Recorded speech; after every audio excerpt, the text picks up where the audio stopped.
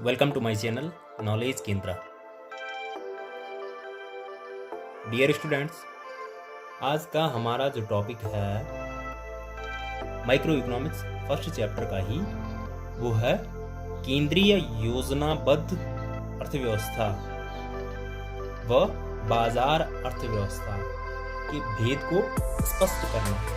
ठीक है, यानी केंद्रीय योजनाबद्ध अर्थव्यवस्था और बाजार अर्थव्यवस्था किसे कहते हैं। ठीक है, केंद्रीय योजनाबद्ध जो अर्थव्यवस्था होती है उसमें देखिए दिया हुआ है,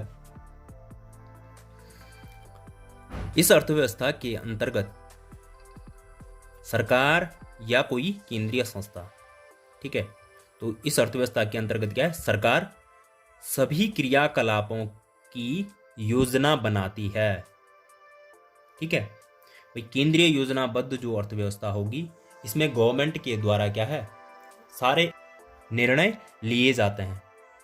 ठीक है, जो भी नीतियां बनानी होंगी वो सरकार बनाती है। ठीक है, उत्पादन, उपभोग, विनिमय से संबंधित सभी महत्वपूर्ण निर्णय सरकार द्वारा ही लिए जाते हैं। ठीक है, प्रोडक्शन के हो, चाहे कंजप्शन के हो, चाहे एक्सचेंज के हो।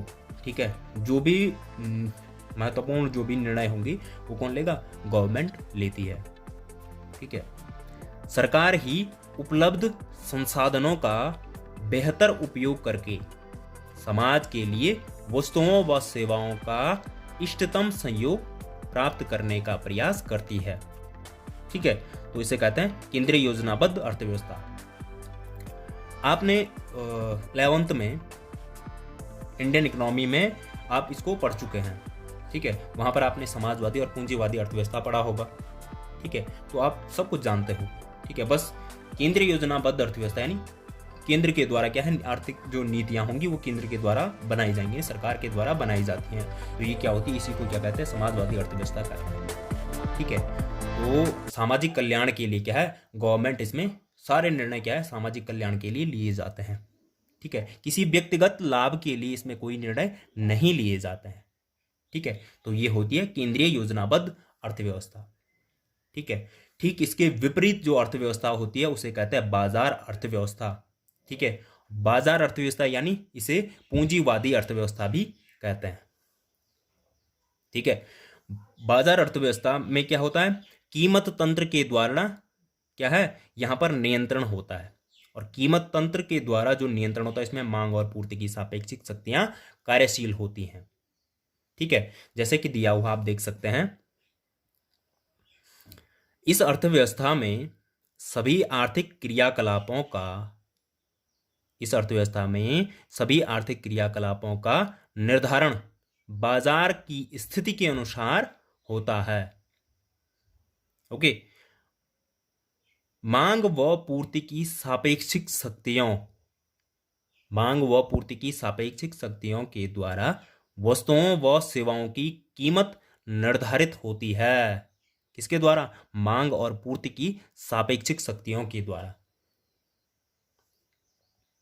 ओके, आगे देखिए, क्रेता व विक्रेता इसी कीमत पर वस्तुओं व सेवाओं का विनिमय करते हैं। ओके, जो कि क्या है, मांग व पूर्ति की सापेक्षिक शक्तियों के द्वारा निर्धारित होती है। ठीक, मांग में वृद्धि होने पर वस्तु के मूल्य में वृद्धि हो जाती है। इसको अंडरलाइन करना और ध्यान से इसको समझना। मांग में वृद्धि होने पर वस्तु के मूल्य में वृद्धि हो जाती है। भाई कैसे, आप जानते हो पूंजीवादी अर्थव्यवस्था, जैसे कि क्या विकसित देशों में पूंजीवादी अर्थव्यवस्था पाई जाती है, और उनमें से क्या है, यूएसए एक ऐसी कंट्री है, संयुक्त राज्य अमेरिका क्या है, वहां पर क्या पूंजीवादी अर्थव्यवस्था पाई जाती है। ओके, तो वहां पर मांग और पूर्ति की शक्तियां कार्यशील होती हैं। ठीक, तो जितनी मांग होगी उतनी सप्लाई भी बढ़ेगी। ठीक है, अगर मार्केट में किसी वस्तु की क्या मांग माना बहुत ज्यादा है तो क्या है, उसकी क्या है, सप्लाई भी क्या है, अधिक होगी। ठीक है, और सप्लाई अधिक हो रही है। ठीक है, जबकि जब आप देख रहे होंगे डिमांड बहुत ज्यादा है तो सप्लाई अधिक हो रही है, साथ साथ क्या होगा, मूल्य में भी क्या होगी, वृद्धि हो जाएगी। क्योंकि मांग अधिक है, तो मांग अधिक होने के साथ साथ क्या है, उसका प्राइस भी बढ़ेगा। ठीक है, तो मूल्य में वृद्धि हो जाती है। और उत्पादक उत्पादन क्या कर देता है, बढ़ा देता है, प्रोडक्शन को वो क्या कर देता है और बढ़ा देता है। वह दूसरी ओर मांग में कमी होने पर, मांग में कमी होने पर वस्तु के मूल्य घटने लगते हैं। कैसे भाई, अगर मार्केट में वस्तु की क्या होगी अब, डिमांड माना कम हो रही है, ठीक है, तो वस्तु की डिमांड कम हो रही है, तो विक्रेता क्या करेगा, विक्रेता क्या करेगा, सप्लाई सप्लाई उसी तरीके से करेगा। कैसे, अब वस्तु की मांग कम है तो वो मूल्य क्या है, घटने लग जाएंगे। ठीक है भाई, उनको मूल्य क्या करना पड़ेगा, घटाना पड़ेगा, क्योंकि मांग कम हो गई है वस्तु की। ठीक है, इसलिए उसको प्राइस को क्या करना पड़ेगा, कम रखना पड़ेगा। ठीक है, अब जिससे क्या होगा, उत्पादक है वो क्या करेगा, अपने अपने उत्पादन को भी घटा देगा। ठीक है भाई, वस्तु का मूल्य कम हो जाएगा तो उत्पादक क्या करेगा, अपने उत्पादन को घटा देता है। इस प्रकार क्या होता है, मांग व पूर्ति में समन्वय स्थापित हो जाता है। ठीक है, अतः मांग व पूर्ति की सापेक्षिक शक्तियों, सापेक्षिक मैंने आपको बताया था पिछली वीडियो में, सापेक्षिक मतलब तुलनात्मक शक्तियां आर्थिक क्रियाकलापों में समन्वय स्थापित करती हैं। ठीक है, जिस तरीके से मांग होगी उसी तरीके से सप्लाई भी होती है। ठीक है, अगर मार्केट में मांग किसी वस्तु की क्या है, अधिक है, तो सप्लाई भी अधिक होगी। ठीक है, और वस्तु की अगर मांग कम है तो सप्लाई भी कम होगी। ठीक है, यह है बाजार अर्थव्यवस्था, और इसे ही कहते हैं क्या, पूंजीवादी अर्थव्यवस्था। ठीक है, आप इस चीज को, पूंजीवादी अर्थव्यवस्था को, बाजार अर्थव्यवस्था को क्या है, 11th में अच्छे से पढ़ चुके हैं। ठीक है, तो थोड़ा सा ये कि 12th में भी थोड़ा सा आपके पास ये दिया हुआ है, तो आपको जानना जरूरी है।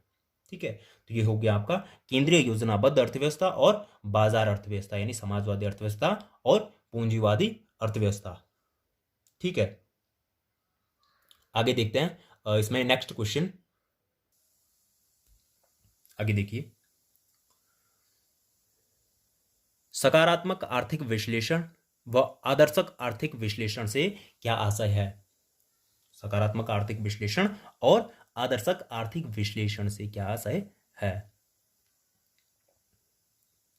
सकारात्मक आर्थिक विश्लेषण देखिए दिया हुआ है, एक सकारात्मक आर्थिक विज्ञान किसी विषय का वास्तविक रूप से अध्ययन करता है। एक सकारात्मक आर्थिक विज्ञान किसी विषय का वास्तविक रूप में क्या करता है, अध्ययन करता है। इसमें क्या है, क्वेश्चन मार्क, क्या है अथवा वस्तु स्थिति कैसी है का अध्ययन किया जाता है। ठीक है, क्या है अथवा वस्तु स्थिति कैसी है का अध्ययन किया जाता है। यह वस्तु स्थिति का अध्ययन करके कारण व परिणाम में संबंध स्थापित करता है। सकारात्मक आर्थिक विश्लेषण क्या है, वस्तु स्थिति का अध्ययन करके क्या करता है, कारण और परिणाम में समन्वय स्थापित करता है। इसमें यह अध्ययन करते हैं कि आर्थिक क्रियाएं किस प्रकार कार्य करती हैं। ठीक है, सकारात्मक आर्थिक विज्ञान में यह देखा जाता है कि इकोनॉमिक जो एक्टिविटीज हैं वो किस प्रकार से कार्य कर रही हैं। इसमें वास्तविक आर्थिक घटनाओं के कारण परिणाम का विवेचन किया जाता है, उनका मूल्यांकन नहीं किया जाता है। दूसरा है आदर्शक आर्थिक विश्लेषण। ठीक है, एक आदर्शक विज्ञान किसी विषय के अच्छे व बुरे परिणामों का मूल्यांकन करता है। ठीक है, ऊपर आपने क्या पढ़ा, सकारात्मक आर्थिक विश्लेषण क्या बताएगा, उसकी स्थिति का कारण और परिणाम का विवेचन ही करेगा। ठीक है, उनका मूल्यांकन नहीं करता है। लेकिन जो आदर्श विज्ञान है इसमें क्या, उसके अच्छे और बुरे परिणामों का मूल्यांकन किया जाता है। यह मानवीय व्यवहार के लिए आदर्श प्रस्तुत करता है, अर्थात यह क्या होना चाहिए का उत्तर देता है और हमें क्या वांछनीय है और क्या अवांछनीय है इसका ज्ञान कराता है।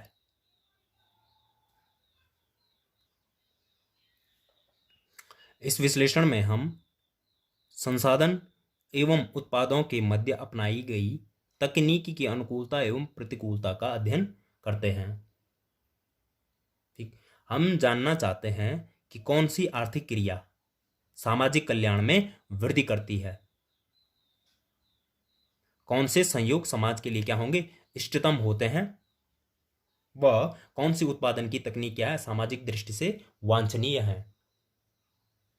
ठीक है, तो सकारात्मक आर्थिक विश्लेषण और आदर्शक आर्थिक विश्लेषण में अंतर यही है कि सकारात्मक जो आर्थिक विश्लेषण है वो किसी स्थिति की क्या है, कारण और परिणाम की विवेचना करता है ओनली। ठीक है, और जो आदर्शक विश्लेषण है, आदर्शक आर्थिक विश्लेषण है, वो आदर्श प्रस्तुत करता है। ये क्या करता है, ये यह बताता है कि क्या होना चाहिए। ठीक है, इनका उत्तर देता है, ये जो बताता है कि हमें हमारे लिए क्या वांछनीय है और क्या अवांछनीय है। ठीक है, तो यह सकारात्मक आर्थिक विश्लेषण और आदर्शक आर्थिक विश्लेषण। अवसर लागत से आप क्या समझते हैं? ठीक है, अपॉर्चुनिटी कॉस्ट क्या होती है, अवसर लागत किसे कहते हैं? आप देख सकते हैं जैसे कि दिया है, यदि हम किसी एक वस्तु की अधिक मात्रा प्राप्त करना चाहते हैं, ठीक है, फॉर एग्जाम्पल दो वस्तुओं को लिया जाता है। ठीक है, तो यदि हम एक वस्तु की अधिक मात्रा प्राप्त करना चाहते हैं तो अन्य वस्तु की कम मात्रा की प्राप्ति की जा सकेगी। ठीक है, फॉर एग्जाम्पल दो वस्तुएं हैं, गेहूं और चावल। ठीक है, आप जानते हो कि अर्थव्यवस्था में क्या, किसी अर्थव्यवस्था में साधन क्या होते हैं, सीमित मात्रा में होते हैं। ठीक है, अब देखिए गेहूं की और चावल की, यहां पर दो वस्तुएं आपको दी हुई हैं। ठीक है, तो माना हमें क्या करना है, गेहूं का प्रोडक्शन ज्यादा करना है। ठीक है, गेहूं का उत्पादन बढ़ाना है, तो हमें क्या करना पड़ेगा, दूसरी ओर चावल की कुछ इकाइयों का त्याग करना पड़ेगा। ठीक है, चावल की क्या करना पड़ेगा, कुछ इकाइयों का त्याग करना पड़ेगा, कुछ मात्राएं उसकी त्यागनी पड़ेंगी। ठीक है, जैसे कि दिया हुआ आप देख सकते हैं, गेहूं का प्रोडक्शन जब 0 है, ठीक है, वहीं चावल का प्रोडक्शन क्या है, 15 के बराबर है। ठीक है, तो हमें इसकी एक इकाई बढ़ाने के लिए यहां क्या करना पड़ेगा, चावल की एक इकाई का त्याग करना पड़ेगा। तो यहां कितना हो गया, 14। ठीक है, वहीं गेहूं की एक और इकाई बढ़ाने के लिए यहां पर 2 हो गया, तो हमें क्या करना पड़ेगा, चावल की 2 इकाइयों को त्यागना पड़ेगा, यानी 14 से क्या हो गया, 12 हो गया, 12 यहां पर हो गया। एक और इकाई बढ़ाने के लिए यहां पर 3 हो गया, तो यहां पर क्या हो गया, 9 हो गया, यानी 3 इकाइयों का यहां पर त्याग करना पड़ा। ठीक है, इसी तरीके से एक और इकाई बढ़ानी पड़ेगी, बढ़ाते हैं अगर हम, तो यहां पर क्या करना पड़ेगा, हमें 4 इकाइयों का त्याग करना पड़ रहा है चावल की। ठीक है, तो इस तरीके से क्या है, ये होता है अवसर लागत। ठीक है, गेहूं के लिए गेहूं के लिए अवसर लागत क्या होगी, गेहूं के लिए अवसर लागत क्या होगी, चावल की त्यागी गई वह मात्रा। ठीक है, यानी इस वस्तु के लिए क्या है, अवसर लागत दूसरी वस्तु यानी चावल की त्यागी गई मात्रा के बराबर होती है। ठीक है, तो इस प्रकार से आप टेबल के माध्यम से समझ चुके होंगे। यदि हम किसी एक वस्तु की अधिक मात्रा प्राप्त करना चाहते हैं, यानी हम क्या है, गेहूं की अधिक मात्रा प्राप्त करना चाह रहे हैं, ठीक है, तो अन्य वस्तु की कम मात्रा प्राप्त की जा सकेगी। वहीं क्या है, हमें फिर क्या होगा, चावल की कम मात्रा प्राप्त करनी होगी, यानी कुछ मात्रा का उसका त्याग करना पड़ेगा, क्योंकि वहां के साधन कहाँ लग गए, गेहूं के प्रोडक्शन में लग गए। ठीक है, इस प्रकार एक वस्तु की कुछ अधिक मात्रा प्राप्त करने के बदले दूसरी वस्तु की कुछ मात्रा को त्याग ना पड़ता है, क्या है, इसे वस्तु की एक अतिरिक्त इकाई प्राप्त करने की अवसर लागत कहते हैं। तो ये हो गया आपका अपॉर्चुनिटी कॉस्ट। नेक्स्ट देखिए, इसमें अर्थशास्त्र की उत्पादन संभावनाओं से क्या अभिप्राय है। ठीक है, आप पीपीसी कर्व पढ़ चुके हैं, ठीक है, तो आप जानते हैं। ठीक है, क्वेश्चन है उत्पादन संभावनाओं से आपका क्या अभिप्राय है। तो अगर हमारे चैनल पर आप नए हैं तो वीडियो के नीचे डिस्क्रिप्शन में मैंने लिंक दे रखा है पिछली वीडियो का, तो आप लिंक पर जाकर पीपीसी कर्व के बारे में जान सकते हैं। ठीक है, तो उससे आपको अच्छे से समझ में आ जाएगा कि उत्पादन संभावनाएं क्या होता है। ठीक है, जैसा कि दिया हुआ है, अर्थव्यवस्था में दो प्रकार की फर्में पाई जाती हैं। ठीक है, किसी भी अर्थव्यवस्था में दो प्रकार की फर्म पाई जाती है। ओके, नंबर एक, एकाकी फर्म। ठीक है, एकाकी पदार्थ फर्म। ठीक है, दूसरा है बहुपदार्थ फर्में। ठीक है, एकाकी पदार्थ फर्में वे फर्में होती हैं जो क्या है, केवल और केवल एक वस्तु का प्रोडक्शन करती हैं। जैसे कि दिया है, आप देख सकते हैं, एकाकी पदार्थ फर्में केवल एक वस्तु का उत्पादन करती हैं। ठीक, वहीं बहुपदार्थ फर्में विविध प्रकार की वस्तुओं का उत्पादन करते हैं। यानी जो एकाकी पदार्थ फर्म हैं वो एक वस्तु का प्रोडक्शन करती हैं, और जो बहुपदार्थ फर्म हैं वो एक से अधिक वस्तुओं का क्या करते हैं, प्रोडक्शन करते हैं। सामान्यतः अर्थव्यवस्था में क्या है, बहुपदार्थ फर्में पाई जाती हैं। जब एक फर्म दो या अधिक वस्तुएं उत्पादित करती है, ठीक है, तो उसे निश्चित करना होता है कि उसे कितनी मात्राएं उत्पादित करनी चाहिए।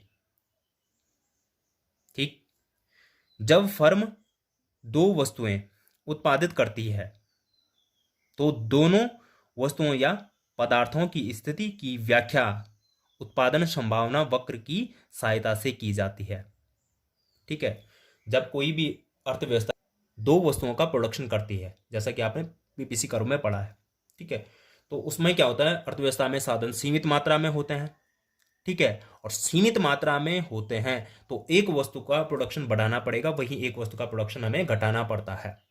ठीक है, तो उनसे बनकर एक रेखा खींची जाती है जिसे कहते हैं उत्पादन संभावना रेखा। ठीक है, और उस उत्पादन संभावना रेखा पर जो संयोग बनते हैं वो क्या होते हैं, उत्पादन की संभावनाएं होती हैं। ठीक है, जैसे कि दिया हुआ, उत्पादन संभावना वक्र की सहायता से की जाती है। वक्र पर बने संयोगों को उत्पादन संभावना सेट कहते हैं। ठीक है, तो उस पर क्या बनते हैं, उत्पादन के संयोग बनते हैं। आगे देखिए, व्यष्टि अर्थशास्त्र का क्षेत्र। आप देख सकते हैं हेडिंग, व्यष्टि अर्थशास्त्र। ठीक है, माइक्रो इकोनॉमिक्स में किन किन चीजों का अध्ययन किया जाता है। ठीक है, यहां देखिए, वस्तु कीमत निर्धारण सिद्धांत,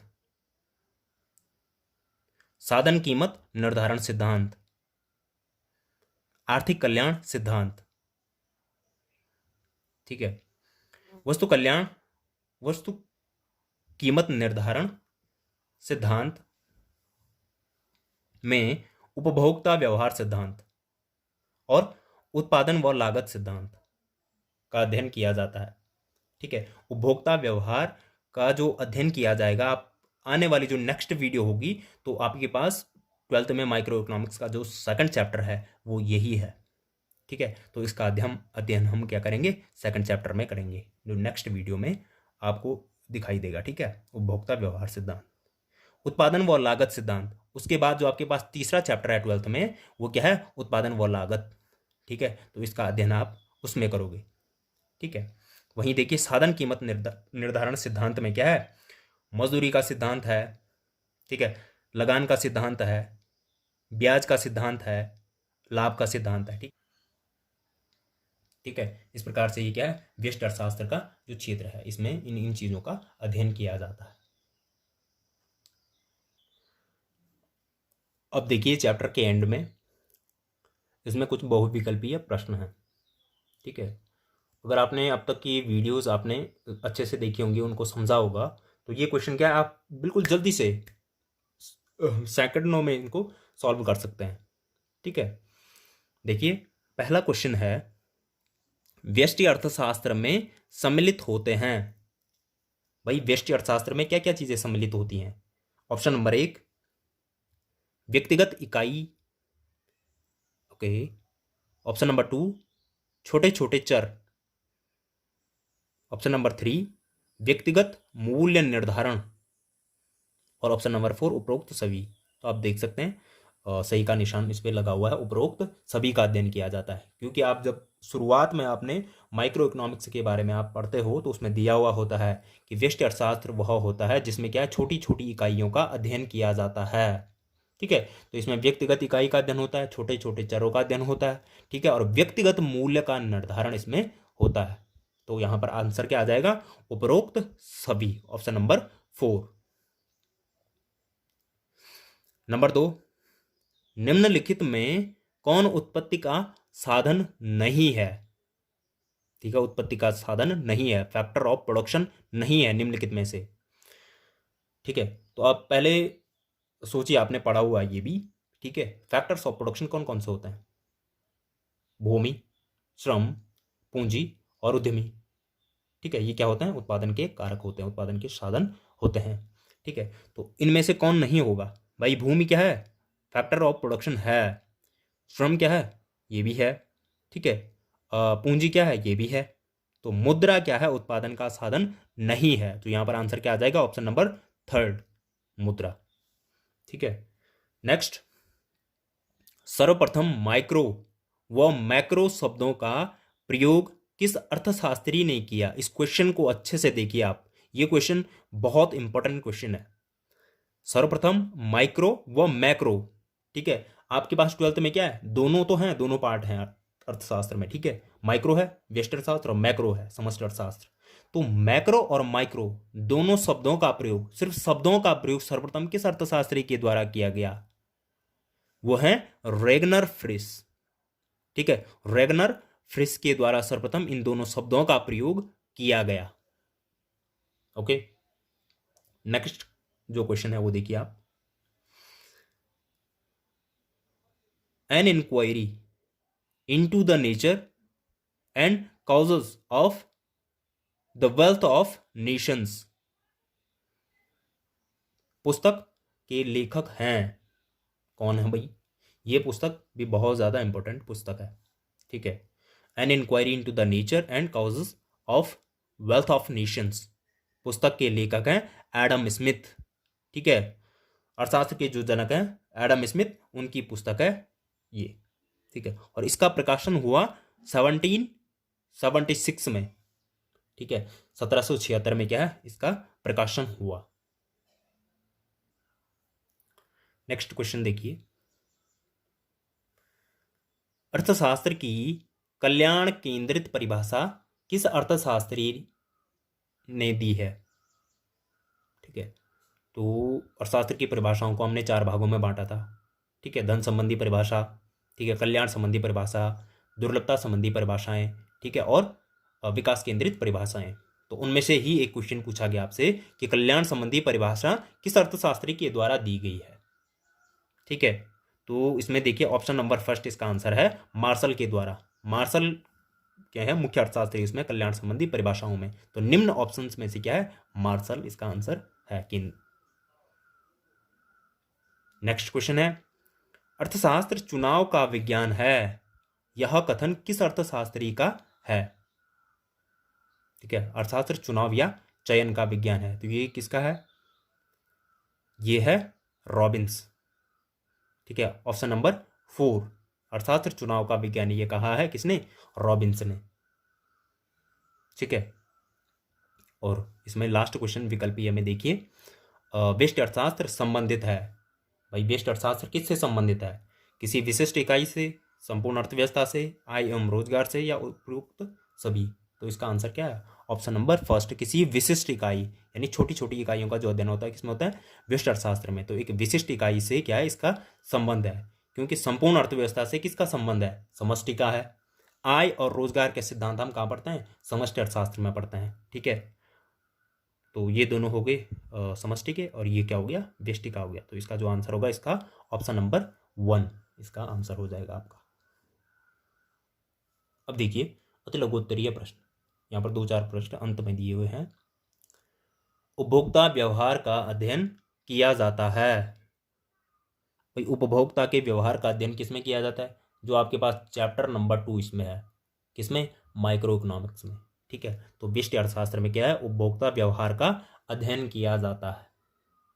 ठीक है, पीपीसी कर आप पढ़ चुके हैं। ठीक है। उत्पादन संभावना वक्र का आकार कैसा होता है? तो पीपीसी कर्व का आकार कैसा होता है? नतोदर। ठीक है, नतोदर। ठीक है, बाएं से दाएं क्या है, नीचे की ओर झुका हुआ होता है। ठीक है, आगे देखिए, उत्पादक किसे कहते हैं? भाई उत्पादक कौन होगा? प्रोडक्शन कौन करता है वस्तुओं का? भाई उत्पादक वह व्यक्ति होता है जो अपने लाभ के लिए क्या करता है, वस्तुओं का उत्पादन करता है। ठीक है, तो अपने स्वयं के लाभ के लिए जो वस्तुओं का उत्पादन करता है उसे क्या कहते हैं? उत्पादक कहते हैं। और इसमें लास्ट क्वेश्चन देखिए, भारत में किस प्रकार की अर्थव्यवस्था पाई जाती है? भारत में कैसी अर्थव्यवस्था पाई जाती है? तो भारत, इसका आंसर है भारत में मिश्रित अर्थव्यवस्था पाई जाती है। ठीक है, निजी और सरकारी क्षेत्र का जो सह अस्तित्व होता है उसे क्या कहते हैं? मिश्रित अर्थव्यवस्था। भारत में क्या है, निजी क्षेत्र भी और क्या है, सरकार का भी, दोनों का क्या होता है, सह अस्तित्व पाया जाता है। ठीक है, तो इसे कहते हैं मिश्रित अर्थव्यवस्था, मिक्स्ड इकोनॉमी। भारत में क्या है, मिश्रित अर्थव्यवस्था पाई जाती है। ठीक है, इस वीडियो में इतना ही। मिलते हैं नेक्स्ट वीडियो में माइक्रो इकोनॉमिक्स का जो सेकंड चैप्टर होगा। ठीक है, वीडियो आपको पसंद आई हो तो लाइक करें और शेयर करें। कहीं पर भी किसी क्वेश्चन में अगर कोई क्वेश्चन समझ में ना आया हो आपको तो आप कमेंट में पूछ सकते हैं। Okay, thank you.